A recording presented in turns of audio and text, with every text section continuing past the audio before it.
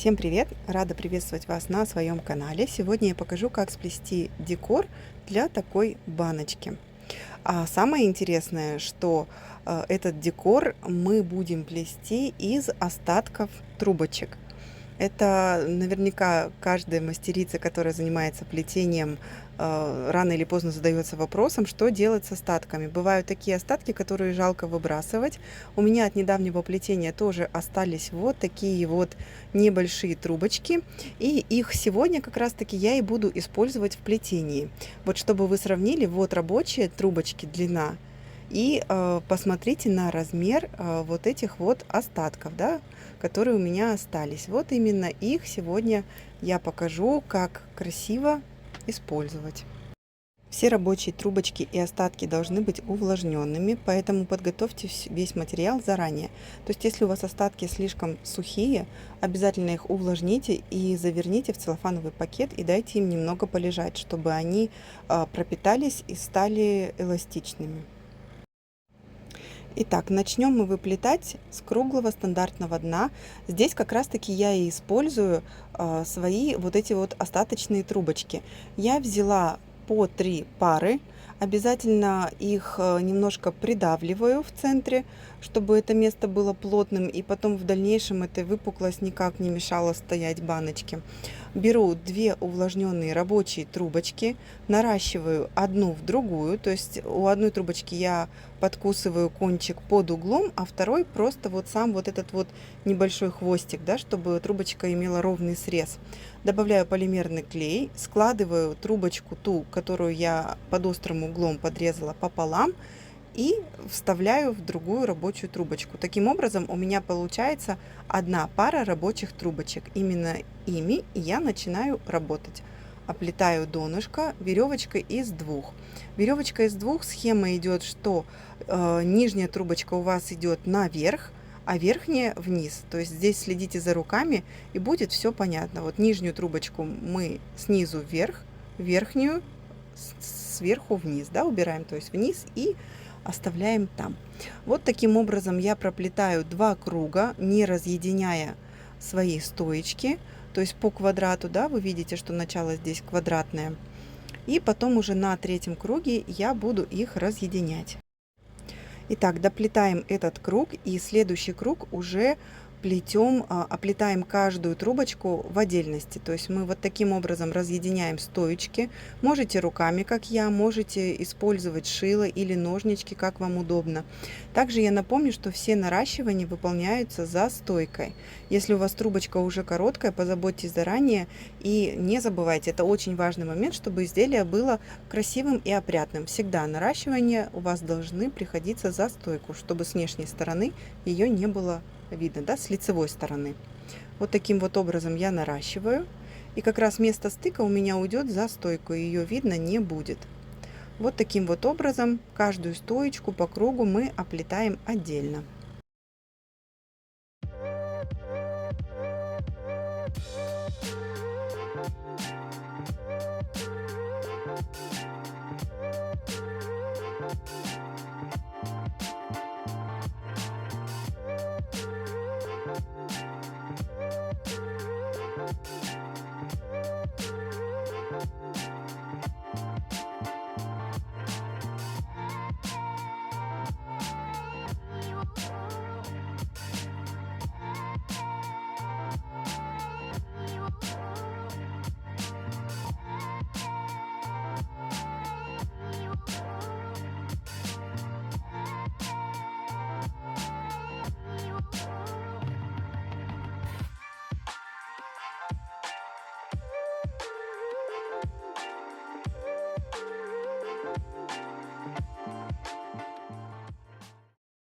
Так, примеряем размер донышка баночки и самой плетенки, оно должно совпадать. И сейчас мы будем поднимать стойки. Немножечко придавите плетенку, чтобы она имела плоское, да, плетение.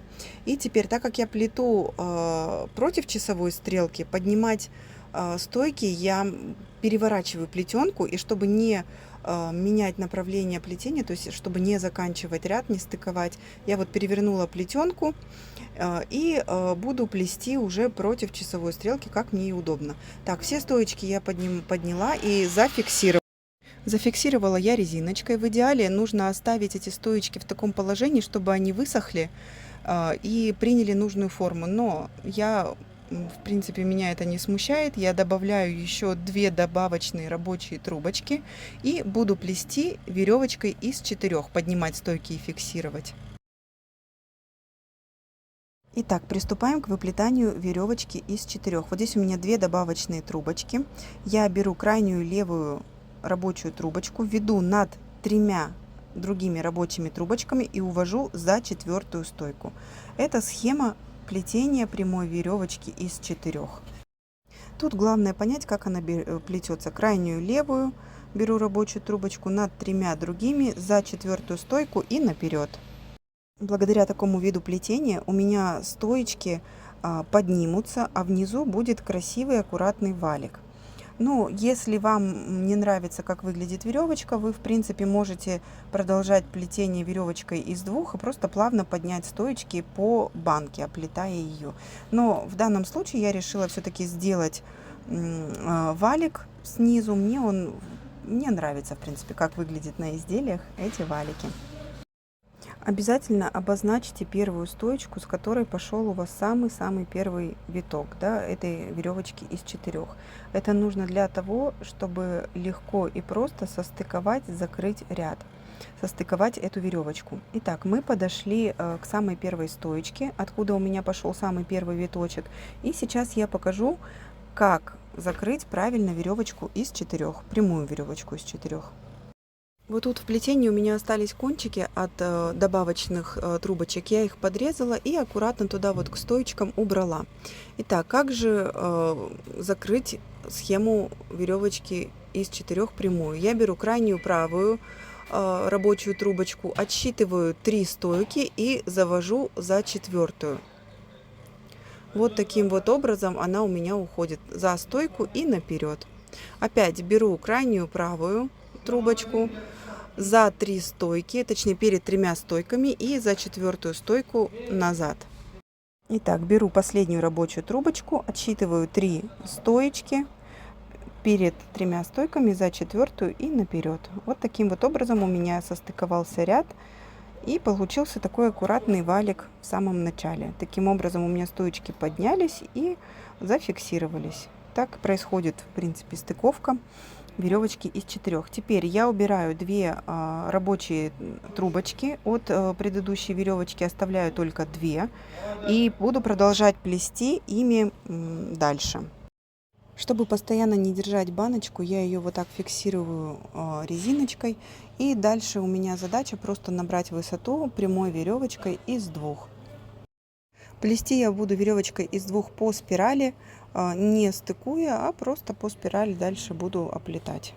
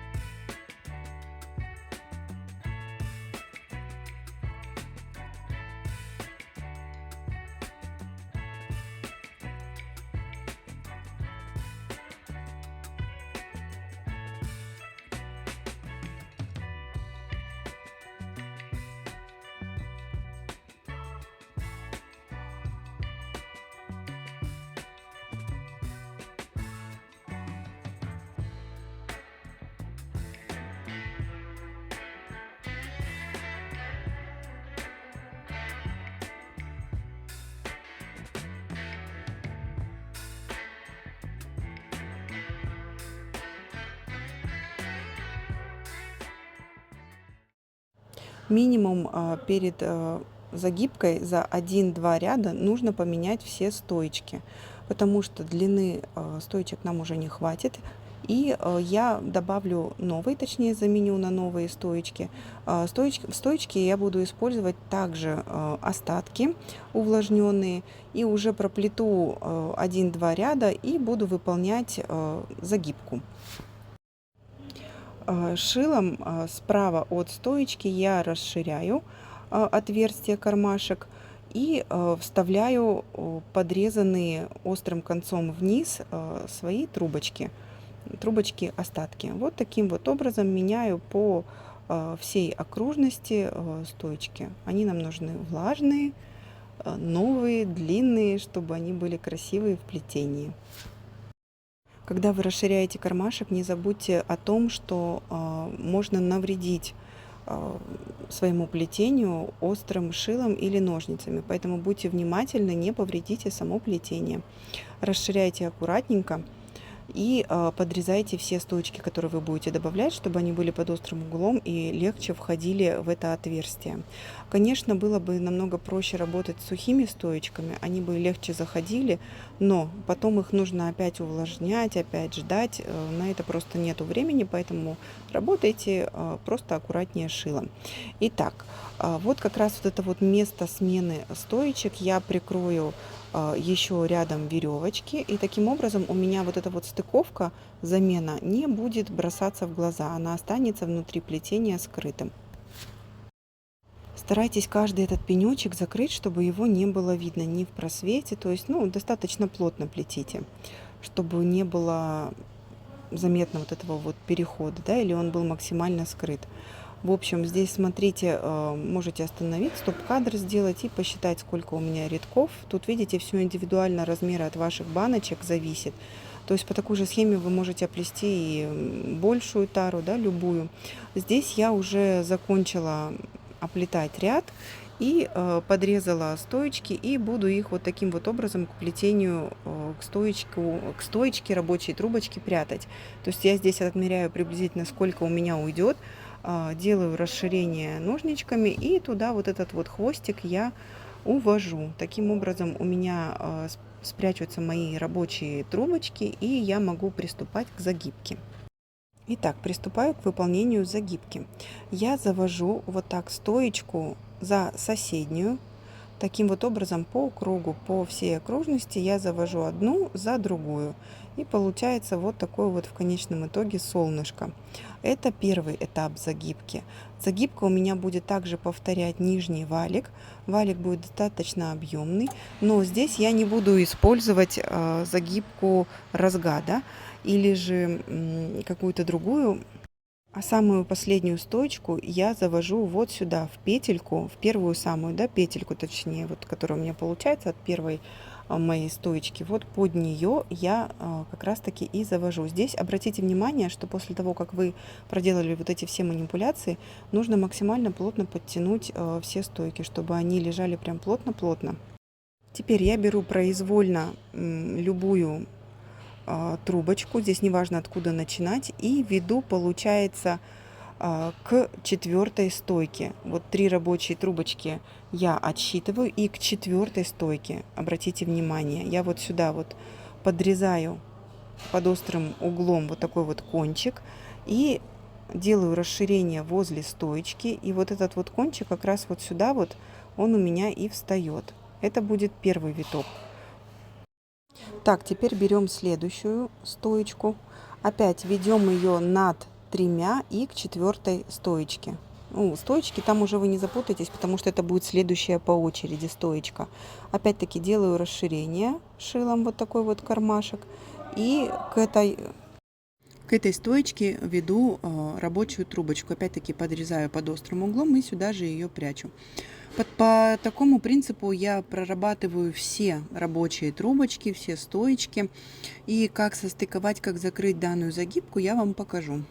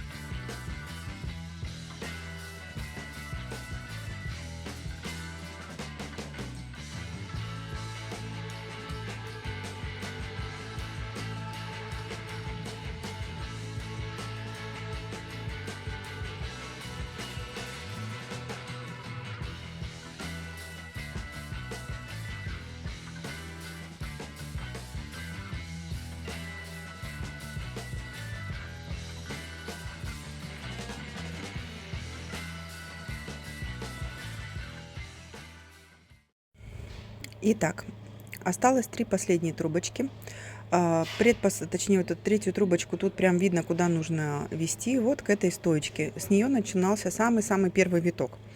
Вот так же, как продолжаю как бы плетение, загибку, расширяю кармашек, подрезаю под острым углом кончик и вставляю.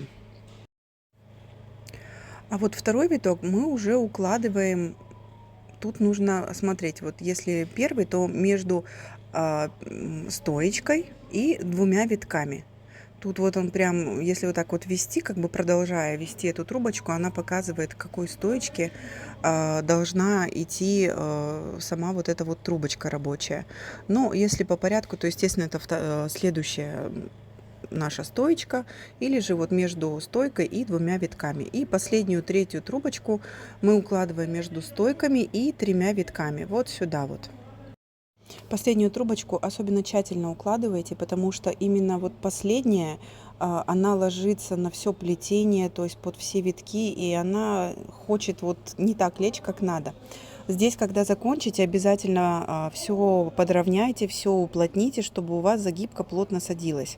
И теперь уже можно убирать вот эти вот вспомогательные все материалы, грунтовать изделие и лакировать. Готовую баночку высушите под прессом, тогда у вас донышко не будет играть и будет плоским. Также в следующем видео я покажу, как сплести красивую корзиночку для таких вот баночек, чтобы оно красиво стояло на вашем столе. В общем, если видео вам понравилось, ставьте лайки, ищите меня в Инстаграм, комментируйте. Всем пока-пока!